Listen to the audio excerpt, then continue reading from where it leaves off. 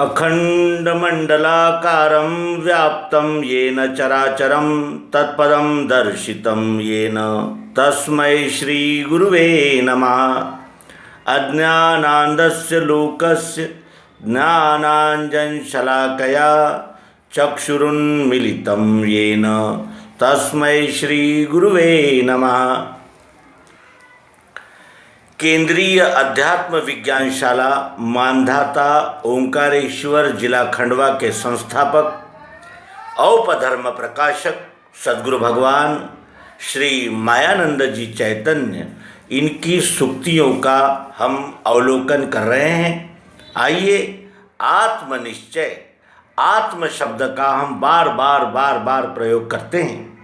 आत्मा का क्या तात्पर्य है, आत्मनिश्चय कैसे होता है, आत्मानुसंधान के विषय में भगवान श्री मायानंद जी चैतन्य क्या कहते हैं, इसका इस अंक में हम अवलोकन और अनुशीलन करेंगे। आत्मनिश्चय बुद्धि से होता है।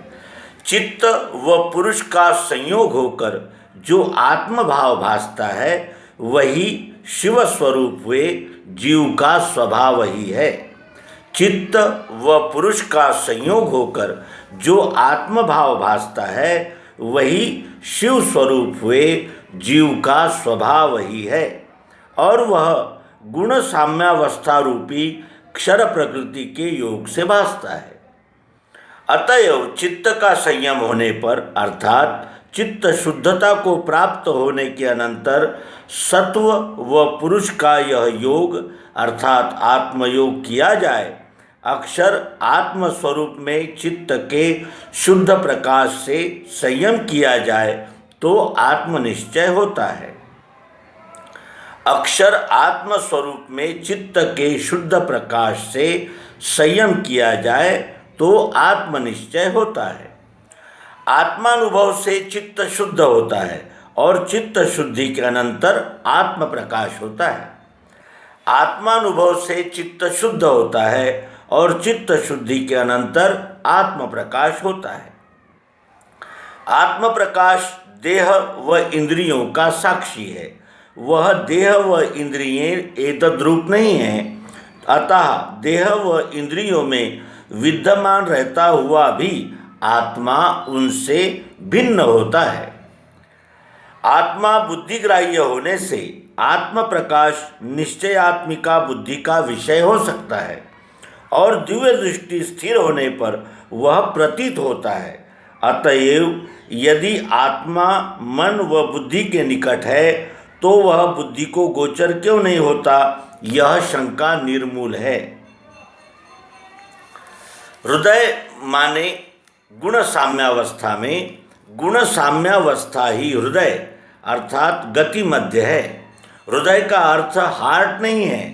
जब चित्त का प्रकाश रहता है तभी आत्म प्रकाश का ज्ञान होता है और स्वकर्म से चित्त शुद्धि हुए बिना गुण साम्यावस्था में चित्त प्रकाशित नहीं रहता, वह तमोमय अथवा वृत्ति रूप ही रहता है। आत्म प्रकाश का निश्चय करने वाली बुद्धि है। बुद्धिग्राह्यम अतीन्द्रियम। दिव्य दृष्टि प्राप्त होने पर सद्गुरु सेवा करने से निश्चय में स्थिति होती है। आत्म प्रकाश से ही विश्व प्रतीत होता है और प्रकाश को प्रकाश नहीं देखता, यह नियम है। आत्मा ब्रह्म स्वरूप व सर्वत्र व्यापक रहते हुए भी प्रतीत नहीं होता, इसका कारण यही है। मनाः षष्ठानीन्द्रियाणि, मन षष्ठम इंद्रिय है तथा यतो वाचो निवर्तन्ते अप्राप्य मनसा सह। मन के साथ सभी इंद्रिय आत्मरूप से वापस लौटती है। इस कारण इंद्रियों के साथ मन भी आत्मरूप का आकलन नहीं कर सकता, यह सिद्धांत है।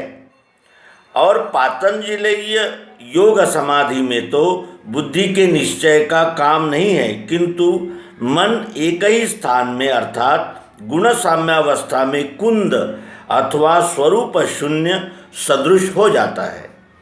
इससे यह सिद्ध होता है कि पातंजलि योग क्रिया के द्वारा मनोलय अथवा कुंडलिनी जागृत करने से आत्म प्राप्ति नहीं होगी। आत्म प्राप्ति दिव्य चक्षु के निश्चय से ही होती है, जिसमें पातंजल योग की तरह समाधि साधने के लिए अंतर्बाह्य कल्पना ही नहीं है, परंतु सर्व वासुदेव रूप रहने से सभी द्वारों से विश्व रूप का ही आकलन होकर सर्व रूप का निश्चय होता है। यही सर्वत्र समाधि सिद्ध होना है। आत्म प्राप्ति का साधन मनुष्य शरीर है और साध्य वस्तु का दर्शन होने से वह उसकी ओर झुकता है। चित्त की वृत्तियाँ गुण साम्य में मिलने के बिना जिज्ञासु को अनन्याश्चिन्तयन्तो माम ये जनाः पर्युपासते, यह आत्मयोग भी साध्य नहीं होगा। आत्मलाभ होने पर निजानंद प्रतीत होने लगता है और इस निजानंद की प्रतीति को ही वास्तव रूप से आत्मलाभ की प्राप्ति कहते हैं। आत्म प्राप्ति के पश्चात कर्म की सत्ता नहीं रहती, किंतु स्वकर्म की स्थिति रहती है। सत तत्व का ज्ञान प्राप्त करके उसे विश्व में सर्वत्र फैला देना, यही आत्मबुद्धि का प्रसार है। प्राचीन समय में आर्यावर्त में ऋषि लोगों ने सब आविष्कार करके अंत में आत्म तत्व का आविष्कार किया और उसमें सभी सुखों की परम सीमा थी। अनंतर अन्य उन्नति या अवनति की ओर उन्होंने ध्यान नहीं दिया, क्योंकि भौतिक साधनों की बाढ़ कितनी भी होवे तो भी उससे आत्यंतिक शाश्वत सुख की प्राप्ति होना कदापि संभाव्य नहीं है। यह स्वयंभू रूप अर्थात विश्व रचना इसी तरह चलेगा। इसलिए भौतिक साधनों की अपरिमित बाढ़ करने के इच्छुक आधुनिक शास्त्रज्ञ पुरुष ऐसे ही चिंता में कालवश होंगे। उन्हें शाश्वत सुख की उपलब्धि होना कदापि संभाव्य नहीं है, किंतु आत्म तत्व के आविष्कार में चिंता ही न रहने से शाश्वत सुख की उपलब्धि होना संभाव्य है। मोक्षेच्छावान पुरुष की ही आत्म साधन की प्रवृत्ति होती है। आत्म साक्षात्कार होने पर किसी तरह का भाव अर्थात अक्षर भाव शेष नहीं रहता। स्वकीय वर्ण कर्म का आचरण करने वाले पुरुष को आत्म साक्षात्कार की योग्यता प्राप्त होती है। स्वकीय वर्ण कर्म का आचरण करने वाले पुरुष को आत्म साक्षात्कार की योग्यता प्राप्त होती है। इसलिए जिन्हें आत्म साक्षात्कार की इच्छा है एवं जिन्हें वह नहीं हुआ है, उन्होंने वर्ण के कर्म का आचरण करना समुचित है। आत्म साक्षात्कारवान पुरुष अपने वर्ण कर्म के द्वारा विश्व रूप की उपासना करता है, अर्थात विश्व रूप की उपासना में स्थिति होना आत्म साक्षात्कार हो जाने का एक लक्षण है। आत्म साक्षात्कारवान पुरुष इच्छामरणी रहते हैं। आत्म साक्षात्कारवान पुरुष इच्छामरणी रहते हैं। उनमें स्वकीय भावनाओं का वास्तविक रूप से लय होता है और भावनाओं का इस प्रकार लय होने पर जन्म नहीं होता। आत्म साक्षात्कारवान पुरुष इच्छामरणी रहते हैं। उनमें स्वकीय भावनाओं का वास्तविक रूप से लय होता है और भावनाओं का इस प्रकार लय होने पर जन्म नहीं होता। क्षर प्रकृति में का भास स्वप्नवत है। यह जानने योग्य बुद्धि जब तक उत्पन्न नहीं होती तब तक सच्चा आत्मसुख नहीं प्राप्त होगा। इसलिए गुण तत्वात्मक क्षर संज्ञक भावना की, तथापि निज सुख गोचर न होने के कारण उद्बीज, स्वेदज, अंडज व जरायुज इन श्रेणियों से क्षर चक्र में गुण तत्व द्वारा उत्क्रांति हुई। फिर भी शुद्ध सात्विक अर्थात गुण साम्य स्वरूप बुद्धि होने के सिवा शुद्ध स्वरूप नहीं होने पाता। अतः उत्क्रांति तत्व अर्थात गुण विकास के नियम से सर्वश्रेष्ठ गति स्वरूप मनुष्य देह रूपी विराट धारण किया और उसमें शुद्ध सत्वगुण का प्रकाश होने पर स्थूल सूक्ष्म कारण सहित निज महत् विराट स्वरूप देखकर यथार्थ आनंद हुआ। यही मुझ पुरुषोत्तम का दर्शन तथा लीला है। बुद्धि को प्रकाशित करने वाला आत्म सूर्य है। स्वप्न में स्थूल नेत्र व बाह्य विश्व में का सूर्य नहीं होता। अंधकार में स्थूल नेत्र कार्य भी नहीं करते। बुद्धि प्रकाशक आत्मा ही बुद्धि को प्रकाश देता है। आत्म प्रकाश से ही चित्त भी कार्य करता है और चित्त संलग्न न हो तो बुद्धि भी कार्य नहीं करती। देश काल गुण कर्म कृत दोषों से रहित रहने वाली दशा आत्मस्थिति है। देश काल गुण कर्म कृत दोषों से रहित रहने वाली दशा आत्मस्थिति है। आत्मस्थिति अनुभव को कहते हैं और अनुभव ही सुख का स्थान है। इसलिए आत्मयोगी पुरुष पिंडे सोई ब्रह्मांडे इस दृष्टि के अनुसार आत्मस्थिति निज स्वरूप में ही देखते हैं। विश्व प्रेम स्वरूप हो जाना यही आत्म उन्नति का सच्चा लक्षण है।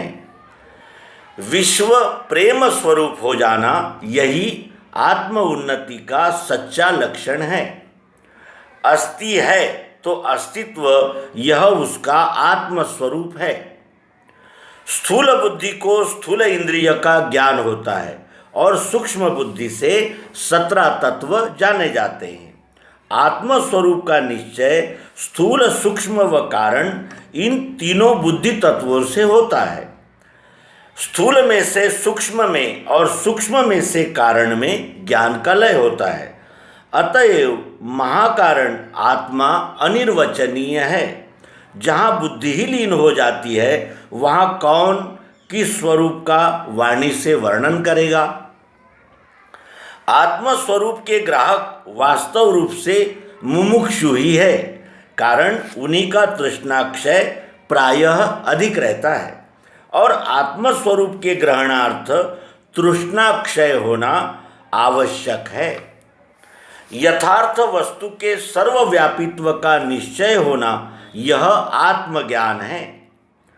यथार्थ वस्तु के सर्वव्यापित्व का निश्चय होना यह आत्मज्ञान है। सकाम वृत्ति के कारण आत्मज्ञान नहीं होता। संगात संजायते कामः, इस श्लोक में यही रहस्य है। काम द्वैत में है, अतः जहाँ सकामता है वहाँ द्वैत रहित वस्तु अर्थात अद्वैत आत्म तत्व का बोध होना संभाव्य नहीं है। आत्मज्ञान होने की क्रिया दिव्य दृष्टि है। आत्मज्ञान होने की क्रिया दिव्य दृष्टि है। आत्मज्ञान से ही जागृति, स्वप्न, सुषुप्ति व तुर्या ये चारों अवस्था भासती है। आत्मज्ञान से ही जागृति, स्वप्न, सुषुप्ति व तुर्या ये चारों अवस्था भासती है। आत्मज्ञान के स्थिति का फल आत्मरूप होना है। ये यथा माम प्रपद्यन्ते तांतस्थैव भजाम्यहम, यह सिद्धांत है। आत्मज्ञानी होने पर स्वभाव छूट जाता है ऐसा नहीं, अतः उसे भी स्वभावज कर्म रहता ही है। वह स्वकर्म का आचरण करता हुआ देख पड़ता है, वह स्वकर्म करता है यह नहीं। इसलिए आत्मज्ञानी पुरुष में कर्म क्या शेष रहा, उसने कर्म क्यों करना चाहिए, ऐसा कहना सुयोग्य नहीं है। विश्व प्रकाशक भाव आत्मा कहलाता है। आत्मा को क्रिया नहीं, तथापि उसी में सब क्रियाएं भासमान होती है। आत्मा चंचलता युक्त तथा निश्चल है और उसके बिना कोई भी वस्तु प्रकट नहीं हो सकती। व्यष्टि भाव में आत्मा देह से भिन्न भासता है, परंतु समष्टि में एक रूप है। व्यष्टि भाव में आत्मा देह से भिन्न भासता है, परंतु समष्टि में एकता है। आत्म रूप से अनंत भावनाएं प्रकाशित होती है, किंतु आत्मा स्वयं प्रकाश है। आत्मा अचलोयम सनातना है। जीवात्मा एक स्थान में दो रहना संभवनीय नहीं है। आत्मा स्वयं शुद्ध ही है, उसमें शुद्ध होना जाना ये शब्द नहीं है। शुद्ध होने वाली बुद्धि है और सद्गुरु वाक्य में प्रियत्व होना यह उसका लक्षण है। आत्मा शब्दातीत है, तो शब्दों से उसका ज्ञान कैसे होता है? सद्गुरु के शब्द गुणों में है और उन गुणों को मन से जानकर उसका निश्चय बुद्धि से होता है। फिर गुणों का ग्रहण होते ही सद्गुरु के शब्द वापस लौट आते हैं और बुद्धि का आत्मा में लय अर्थात विराम हो जाता है। इस प्रकार बुद्धि को आत्मस्वरूप का ग्रहण होकर आत्मा शब्दातीत व गुणातीत सिद्ध होता है। आत्मा चैतन्य अक्षर है तो प्रकृति क्षर विश्व है और जड़ यह संज्ञा जगत की है। क्षर अक्षर तथा जड़ यह सभी स्वरूप परमात्मा का है। आत्मा निर्विकार अक्षर व चैतन्य रूपी है और सच्चित आनंद स्वरूपी परमेश्वर में ये तीनों भाव कल्पित है। श्रुतियों में कहा है कि जितना बड़ा स्थूल शरीर है उतना ही सूक्ष्म शरीर है। ये दोनों भावनाएं हैं और आत्मा भावना रहित है। मनुष्य का शरीर नष्ट होगा, परंतु अंतस्थ आत्मा नष्ट नहीं होता। आत्मा व ईश्वर ये एक ही वस्तु के नाम है और वे अक्षर संज्ञा में लीन होते हैं। बुद्धि से आत्मा का ग्रहण होता है, परंतु मन को आत्म तत्व अप्राप्य है। अव्यय आत्मा दर्शन रूप है। दृश्य की अपेक्षा से दर्शन होता है, दर्शन में दर्शन नहीं होता। इसलिए अव्यय आत्मा का दर्शन यह विश्व रूप का ही दर्शन है। अविनाशी आत्मा का लक्ष्य दृश्य स्वभाव से होता है। उसके 8 अंग है। जहाँ ये सब अंग एक होते हैं वह स्थान तुर्या अर्थात क्षर प्रकृति है। क्षर प्रकृति यह आत्मा का स्वरूप है। क्षर स्वरूप से आत्मा संपूर्ण विश्व है। यही आत्मा का स्वरूप है। आत्मानुभव होने के लिए वास्तव रूप से मंत्रों की आवश्यकता ही नहीं है, कारण आत्मानुभव तत्वदर्शी ज्ञानी पुरुषों से ही प्राप्त होता है। आत्मानुभवी पुरुष की भाषा सदैव सर्वावस्था में अपरोक्षानुभव से युक्त रहती है। आत्मानुभूति क्या ऐसी चीज है जो ढकी जा सकती है? उसका प्रकाश स्वयमेव फैलाना ही चाहिए, वह फैलता ही है। फैलने का बीज मनुष्य के स्वभाव में ही है। संत विटप सरिता गिरिधरणी परहित हेतु इन्हन की करणी। यह आत्मानुभूति हो गई है, पर मुझे उसे बतलाने कहने अर्थात प्रकाशित करने की आवश्यकता ही क्या है? ऐसा कहकर एकांत में बैठते हुए वहाँ भी उसका प्रकाश किसी को नहीं बतलाना आत्मानुभूति का लक्षण नहीं। उसे आत्मानुभूति नहीं हुई है यह कहने में प्रत्यवाय नहीं। आत्मा सबका प्रकाशक अर्थात प्रकट करने वाला है। वह बड़ा या छोटा नहीं, किंतु सब बड़े छोटों में वह जुड़ा हुआ एक रूप है। किसी वस्तु के गुण का जब मनुष्य स्वयं व्यवहार में उपयोग करने लगता है, तभी उसके मन में उस वस्तु के विषय में सच्चा आदर उत्पन्न हुआ, ऐसा समझना चाहिए। उदाहरण के लिए यह देखिए कि स्वयं पाक सिद्धि, प्रकाश आदि के लिए मनुष्य व्यवहार में अग्नि का उपयोग करता है। वह इसी कारण कि उसके मन में अग्नि के गुणों के विषय में अनंत गुना आदर है।